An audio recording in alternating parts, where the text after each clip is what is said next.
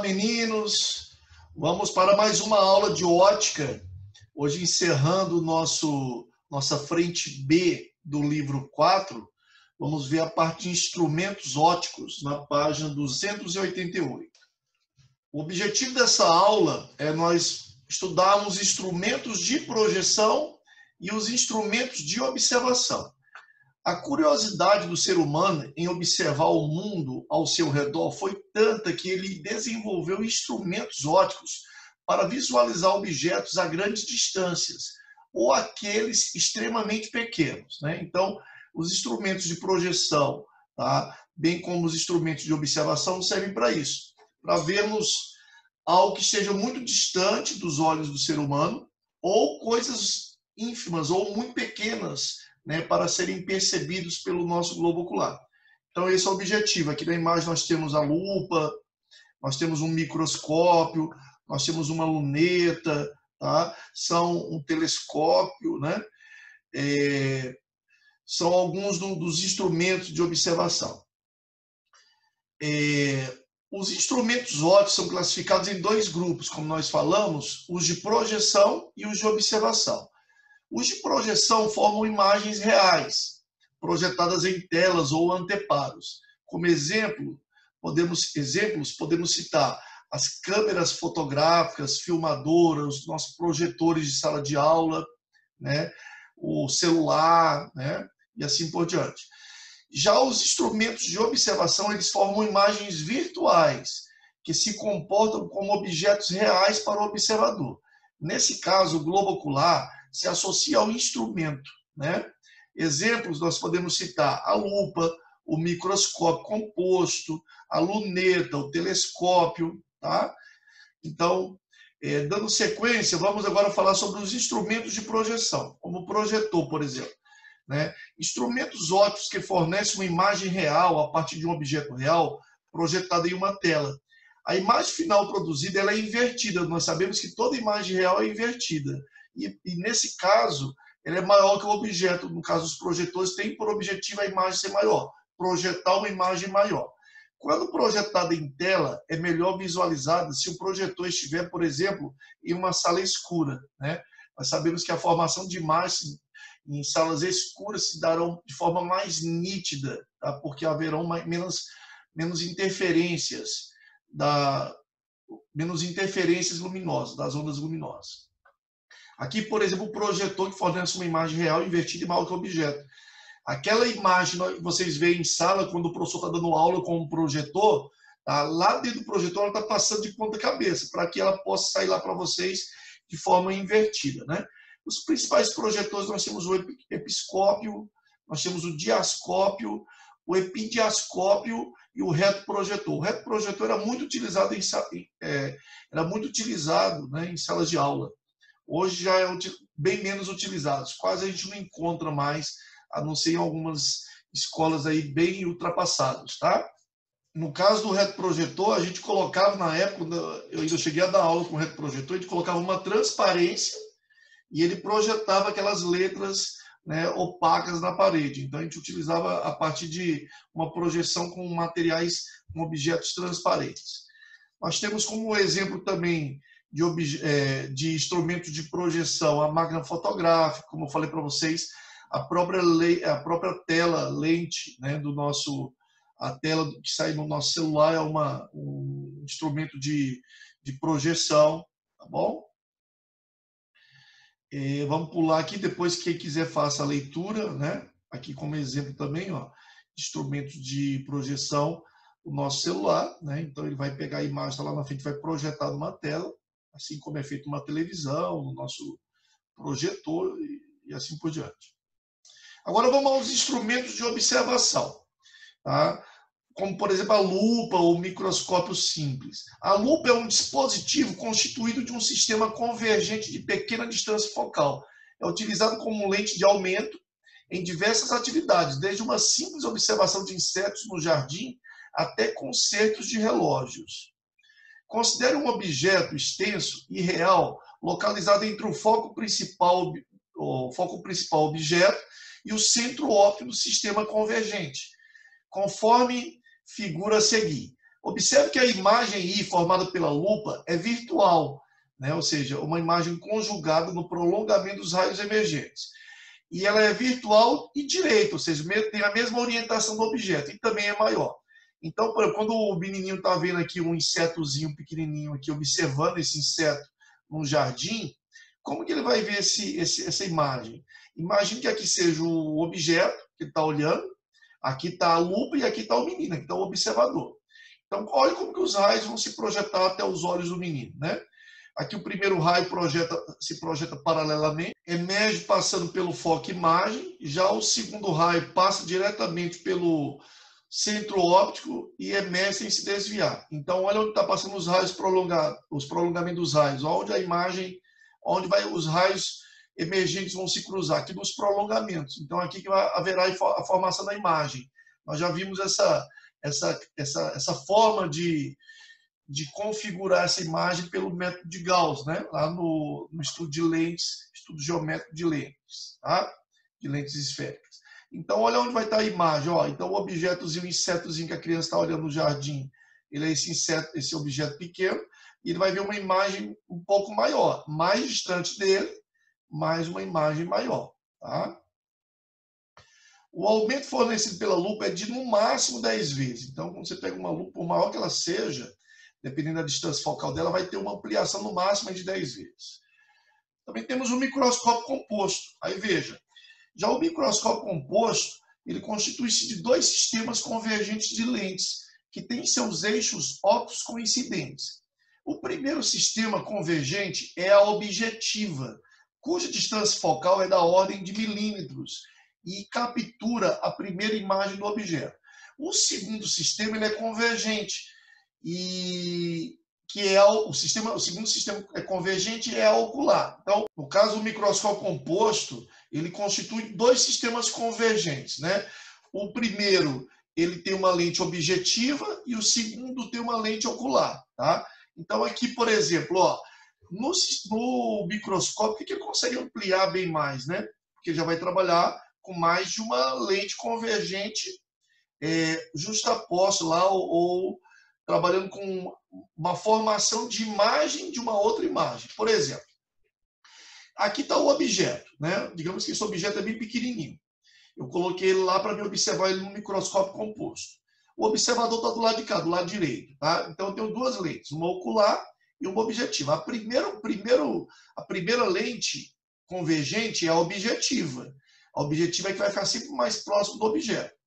Então veja só, aqui os raios que vêm paralelo, emerge passando pelo foco imagem, o outro que já passa pelo centro óptico sem se desviar, é onde eles se cruzaram, ó, aqui na frente. Então aqui a imagem formada, essa imagem 1, é a imagem formada pela lente convergente objetiva. Esse objeto aqui formou essa primeira imagem, que é a imagem formada pela convergente objetiva. Agora, essa segunda imagem, veja só como que os raios vão se propagar. O primeiro incidindo no centro óptico e emerge sem se desviar, o segundo vindo paralelamente, né, e convergindo no foco imagem. Então, eles vão, aqui eles não se aproximam, então eles vão se aproximar aqui nos prolongamentos dos raios, e onde vai estar a nossa próxima imagem. Ó. Então, no final, a imagem que o observador vai ver é a imagem 2. Essa imagem 2 ela já é imagem da imagem 1, que é a imagem do objeto. Então, no microscópio composto, nós vamos ver, tá, uma imagem que é já objeto, a imagem que já é uma imagem de um objeto virtual. Por quê? Aqui eu tenho um objeto real que cria uma imagem que pode ser chamada de objeto virtual, porque ele vai propagar uma nova imagem. Então, a imagem 2 ela já é maior ainda que a imagem 1. Então, quando eu pego um microscópio composto, eu posso ter várias lentes justapostas, aumentando a distância focal dessa ocular, eu consigo ampliar, tá, essa minha imagem inúmeras vezes. E ela é uma imagem, como foi dito aqui, ó, real, invertida e maior. Então, ela vai ser invertida em relação ao objeto e maior. Agora, vejamos só. No caso dos instrumentos, né, no caso dos instrumentos de observação, como o microscópio composto, que é formado por mais de uma lente, isso aqui é onde mais gosto de cair questões no vestibular, nessa parte de instrumentos. Então, como ele vai trabalhar com duas lentes, é muito comum ele te pedir o aumento linear transversal de um microscópio composto, por exemplo. Como que você vai calcular o aumento linear transversal? O aumento linear transversal é quantas vezes essa imagem se ampliou, quantas vezes ela é maior que o objeto. Por exemplo, quando eu compro um microscópio composto, nós temos um na escola, inclusive, está lá na Space Maker, que ele amplia 50 vezes o meu objeto. Ele não amplia tanto. É para vermos objetos não tão pequenos, né? Como uma célula, por exemplo, precisaria de um microscópio composto que tivesse um maior aumento linear transversal. Mas, por exemplo, imagine que esse objeto aqui, que eu coloquei, é uma formiguinha bem pequenininha. E eu quis ampliar ela para mim ver ela um pouco maior.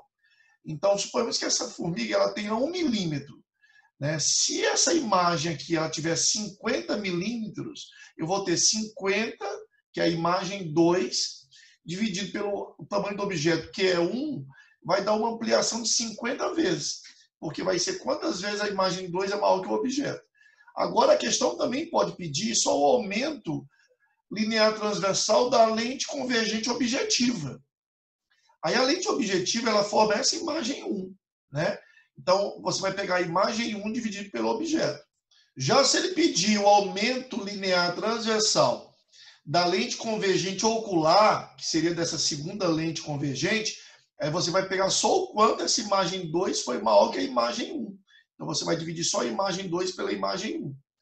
Tá? Esse aumento linear transversal, que é dado pelo tamanho da imagem final dividido pelo tamanho do objeto, também pode ser dado pelo aumento da objetiva vezes o aumento da ocular. Então, por exemplo, pode ser que na objetiva eu tive uma ampliação de 2 vezes e na ocular de 25 vezes. Então, 2 vezes 25 eu teria um aumento total do microscópio de 50 vezes. Então, eu posso ter um microscópio composto que tenha ampliação aí, ou um aumento linear, da ordem, inclusive, de algumas centenas de vezes, viu? Por exemplo, um microscópio composto em que um bioquímico trabalha para fazer uma análise de sangue ou coisa semelhante, né? Então, ele amplia muito ali aquela imagem. Também temos as lunetas, né? As lunetas são formadas por dois sistemas convergentes associados de maneira que os eixos ópticos coincidam. O primeiro sistema é a objetiva, de grande distância focal, que conjuga uma imagem do objeto. O segundo sistema é a ocular, de pequena distância focal, que conjuga a imagem final. A luneta é um instrumento utilizado para observação de objetos situados a grandes distâncias e é formada por duas lentes. Existe também a luneta de Galileu, também chamada de galileoscópio. Ela é construída de uma objetiva, né, uma lente convergente de grande distância focal e uma ocular que é divergente. Então, diferentemente das lunetas comuns, que vai ter, né, sempre uma primeira objetiva convergente e uma segunda ocular também convergente, ela, na de Galileu, a segunda lente ela é divergente. Então, as lunetas elas podem ser classificadas em astronômicas ou terrestres, tá, gente? As astronômicas são aquelas que conseguem, tá, buscar imagens, né, mostrar para você imagens bem mais distantes. Então, ela consegue ter uma ampliação maior. É utilizado para se observar estrelas, planetas, né, ou coisas semelhantes. Já existem as terrestres, as lunetas terrestres, elas também têm um grande alcance, mas não tanto como as astronômicas. E as terrestres elas são feitas para observar, né, distâncias um pouco menores, como você observar um prédio longe ou coisa semelhante. E existem também os telescópios, né? Os telescópios, existe o telescópio refletor, nós temos algumas lunetas e telescópios na escola, né? Nós temos uma luneta inclusive astronômica, né, no DBK, que nós já fizemos algumas experiências com ela. O telescópio refletor ele é semelhante a uma luneta astronômica. Entretanto, nesse instrumento, no lugar da lente objetiva, utiliza-se um espelho parabólico côncavo de grande distância focal. Então, aqui nós vamos ter um espelho côncavo, né, e a lente ocular. Tá? A vantagem do telescópio refletor é a eliminação das aberrações cromáticas, que é muito comum, né, das lentes, né? Existe também o telescópio refrator. Nesse aqui, ao invés de um espelho, nós vamos ter uma lente que deixa passar, deixa refratar, e aí nós vamos ter o refrator. O telescópio refrator, ele utiliza lentes para coletar e focalizar a luz, para ampliação do que é observado e também como objetivo. Esse instrumento é robusto e o alinhamento de seu sistema óptico é mais resistente que dos telescópios refletores. Ele produz imagens mais estabilizadas e definidas que as obtidas com um telescópio refletor de mesmo tamanho. Entretanto, uma desvantagem do telescópio refrator em relação ao refletor é a ocorrência das aberrações cromáticas, como nós dissemos anteriormente. Então, você vai ter confusões de cores. Portanto, finalizamos aqui essa parte teórica e vamos agora para o praticando. Então, vamos lá, os nossos testes. A primeira questão do praticando afirma que alguns instrumentos ópticos são formados por lentes. O instrumento óptico formado por lentes objetiva e ocular então, desses que estão aqui, ó, né, a lupa é formada só por uma lente, né, convergente. O retroprojetor é um instrumento de ou de projeção, então ele só tem uma lente, também convergente. O periscópio também, tá? Então, nesse caso aqui, por lente objetiva e ocular, é o microscópio, né? Inclusive o microscópio composto, tá? Então, a alternativa correta é a letra B. Já a segunda, uma questão da UFES, diz assim: o microscópio é um aparelho utilizado para visualizar estruturas minúsculas, como os bacilos da tuberculose. Sobre o microscópio composto, é correto afirmar que ele é um instrumento de aproximação, tá? Ou de aumento. Ele é feito para quê? Para aumentar várias vezes o tamanho do objeto, tá? Para você ver uma imagem maior. Então, a aproximação a gente elimina a letra A, a letra B e a letra C. Agora, ele é um instrumento de aumento formado por duas lentes convergentes ou por duas divergentes. A lente divergente ela não aumenta, ela só diminui a imagem. Então, de cara, é por duas lentes convergentes, tá? Terceira questão. A distância focal da objetiva de uma máquina fotográfica é igual a 6 centímetros. Uma pessoa de 1,80 m de altura é fotografada e a imagem formada no filme tem uma altura de 2 centímetros. Determine. Letra A. As características da imagem produzida no filme. Letra B. A distância da imagem até a lente. E a letra C. A distância da pessoa fotografada até a lente. Então, vamos retirar as informações da questão. Primeiro, né, diz que a distância focal da objetiva dessa máquina fotográfica é igual a 6 centímetros. Então, nós já temos a distância focal 6 centímetros. Lembrando que tanto a objetiva como ocular são lentes convergentes. Então, distância focal positiva. Uma pessoa tem 1,80 m de altura. Então, o tamanho do objeto, 180 centímetros. Já transformei para centímetros, já que a distância focal da lente também estava em centímetros. E a imagem formada no filme tem uma altura de 2 centímetros. Então, o tamanho da imagem, 2 centímetros. Por que eu coloquei menos 2? Já estou fazendo a convenção de sinais. Eu sei que a objetiva é uma lente convergente, tá? E nesse caso da máquina fotográfica, a imagem que se forma, tá, se forma dentro da máquina fotográfica, a imagem se forma lá dentro, e a imagem ela é menor. Então, o objeto está aqui fora, e a imagem está dentro da lente. Então, ela é uma imagem que vai ser projetada dentro da lente, né? Dentro da máquina, desculpa. Então, a máquina fotográfica, você sabe que ela é um instrumento de projeção. Então, toda imagem projetada ela é real. Como toda imagem real é invertida, então o I sempre vai ser negativo. Imagem invertida, tá certo?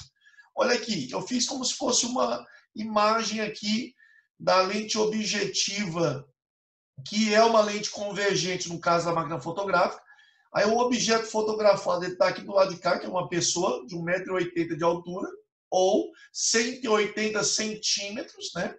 E aí o que acontece? A imagem vai se formar lá dentro da máquina fotográfica. Então, ela vai ser uma imagem o quê? Tá? Real, invertida e menor. Né? Sempre menor, é claro, porque a profundidade da máquina fotográfica, onde vai estar a imagem aqui até a lente, é bem pequenininha. E do que a distância do objeto até a lente. Então, sempre eu vou ter uma imagem menor. Então, a imagem que vai ser formada é uma imagem real, invertida e menor. Essas são as características da imagem. Já a letra B pediu qual a distância da imagem até a lente. Né? Que distância é da imagem até a lente? Ou seja, nós queremos saber o P'. Então, eu vou utilizar a equação de Gauss. Na verdade, a equação do aumento linear transversal. E aí vamos substituir os valores. O altura da imagem é menos 2, porque ela é invertida. A altura do objeto é 180. Eu não tenho, nesse caso, nem P' nem P. Esse menos é da fórmula, tá? Então, eu vou isolar aqui, no caso, o P, porque nós estamos pedindo P'. Então, vamos isolar o P. Então, vai ficar menos 2 vezes P, menos 2P. Menos P' vezes 180, dá menos 180 P'. Então, vamos multiplicar tudo por menos 1, vai ficar 2P, que é igual a 180 P'. Logo, P é igual a 180 dividido por 2, que dá 90 P'. Então, achamos o P. Como eu quero saber o P', nós vamos agora na outra equação. Eu só tenho duas equações, gente. A do aumento linear transversal e a de Gauss. Então, não tem que ter dúvida. Se eu tinha aqui duas incógnitas, eu utilizo uma primeira, isolo aqui uma das incógnitas para substituir na segunda. Como a questão pediu na letra B o P', então eu isolo a outra na primeira equação. Isolei P, e agora eu vou substituir o P, eu vou substituir por 90 P', e já vou achar o P'. Então, 1 sobre a distância focal, que é 6. 1 sobre o P é 90 P', mais 1 sobre P'. Resolvendo isso aqui, o mínimo múltiplo de 90 P' e P' é 90 P'. 90 P' dividido por 90 P' dá 1, vezes 1 dá 1. 90 P' dividido por P' dá 90, 90 vezes 1, 90. Né? Então vai ficar 90 mais 1, 91, vezes 6, dá 546. Isolando o P', fica 546 dividido por 90, que vai dar aproximadamente 6,07. Dá uma dízima, 6,0666. Então, aproximadamente 6,07 centímetros. Essa é a distância, tá, da imagem até a lente, ou seja, é uma máquina fotográfica que ela tem aproximadamente 6 centímetros de profundidade, tá? 6 centímetros de profundidade, seria mais ou menos isso aqui, né? Agora, a letra B pediu a distância da pessoa fotografada até a lente, ou seja, eu quero saber o valor de P. Qual a distância da pessoa até a lente? Então, como eu sei que P é igual a 90 P', né? Então é só substituir o P' e achar o P. Nesse caso, ó, você não vai colocar 90 vezes 6,07, até porque isso aqui é aproximado. Senão você vai fazer uma conta, né, com um número decimal, não há necessidade. Observe que o P' era a fração 546 por 90. Então, eu vou substituir P', ó, por 546 por 90. Aí eu simplifico 90 com 90, logo P, né, é igual a 546. Eu não faço conta nenhuma e vou achar o valor exato, porque a distância que a pessoa está da máquina fotográfica é de 546 centímetros ou 5,46 metros, tá certo? Vamos para a quarta questão. A quarta questão diz assim, ó, um slide quadrado de 4 centímetros de lado, ele é colocado em um projetor e a imagem produzida tem 40 centímetros de lado. Tá? Então, veja, um projetor com um quadradozinho lá dentro dele de 4 centímetros criou uma imagem projetada, ampliada para você de 40 centímetros de lado, ou seja, ampliou 10 vezes, né? A objetiva, que é a lente convergente do projetor, lembrando que o projetor é um instrumento, né? É um instrumento de projeção, ele vai ter apenas uma lente convergente. A objetiva do projetor, ela é constituída pela justa posição de duas lentes. Eu falei uma lente convergente, sim, ela não tem a objetiva e a ocular, que aí são os instrumentos, tá, de observação, como o microscópio composto, por exemplo. Tá? Eu posso ter a lupa também, que é um instrumento, né, de observação, que ele tem apenas uma lente. No caso, o microscópio composto tem duas lentes convergentes, a objetiva e, por exemplo, a ocular. Né? Agora, o projetor ele vai ter uma lente ou várias lentes justapostas. Tá? Não vai ser uma lente distante da outra para de uma imagem formar a outra, não. Então, a objetiva do projetor ela é constituída pela justaposição de duas lentes, cujas divergências são menos 1 dioptria e mais 5 dioptria. Tá? Então, uma divergente e uma convergente. Mas a resultante vai virar uma convergente. A lente do projetor, a resultante, sempre tem que ser convergente, senão ela não vai conseguir ampliar. Determine, letra A, qual a distância do slide ao centro óptico da objetiva. Ou seja, qual a distância do slide ao centro óptico da objetiva. Então, nesse caso aqui, nós vamos colocar que o objeto, né, que é o slide, ele tem 4 centímetros de lado como altura do objeto. Não vou fazer a área, tá? Aqui. Eu vou fazer a altura do objeto. A altura do slide é 4 centímetros. Já a imagem tem 40 centímetros. Por que eu coloquei menos 40? Porque todo instrumento, né, de projeção ele vai ter uma imagem real. E toda imagem real ela é invertida. Então, menos 40 que é a imagem invertida. Aí aqui as vergências das lentes, menos 1 e mais 5. Então, a vergência da lente 1 é menos 1 dioptria, da lente 2 mais 5 dioptria. Tá? Eu vou calcular a vergência resultante, que é a soma das vergências justapostas, das lentes justapostas. Então, eu pego a divergente menos 1 mais a convergente mais 5. Eu vou ter uma resultante, como eu falei para vocês, ó, sempre tem que ser convergente. Então, a resultante é como se fosse, eu tivesse aí apenas uma lente de mais 4. Por que cada um colocou só uma de mais 4? Porque às vezes ele não tinha só de mais 4. Então, eu coloquei, eu tenho uma vergência resultante de mais 4 dioptria. Então, como a vergência é o inverso da distância focal, eu vou achar que a distância focal, que é de 1/4 ou 0,25 metros, né? Porque dioptria é o inverso do metro, então se está em dioptria, eu já acho a resposta em metros. Mas eu vou deixar essa distância focal em centímetros, porque esses dados do tamanho do objeto e tamanho da imagem estão em centímetros. Então, agora eu vou utilizar a equação de Gauss, tá? Porque para mim achar a distância do slide ao centro óptico, ou seja, o P, eu vou ter que trabalhar com essa equação, isolar aqui no caso o P' que dá 10P, e agora substituir na equação de Gauss. E, consequentemente, vamos achar um P igual a 27,5 centímetros. Então, a distância do objeto, que é o slide, está lá dentro do projetor, até a lente, é de 27,5 centímetros. Já a letra B, ele pediu qual a distância da tela ao centro óptico da objetiva. Então, a distância da tela ao centro óptico da objetiva, eu vou colocar que é o P', né? Que é a distância da imagem, né? A tela é onde a imagem está projetada, até o centro óptico do objetivo, ou seja, até a lente, é o P'. Então, o P' é 10 vezes o P. Então, 10 vezes 27,5 dá 275 centímetros, ou 2,75 metros. Quer dizer que do projetor até a parede onde está projetado o slide, a imagem, né? O slide, é de 2,75 metros, tá ok? Então, eu vou resolver só até a quarta questão, e depois eu mando na nossa sala virtual as resoluções das demais questões do nosso praticante, ok? Por hoje é só, até a próxima.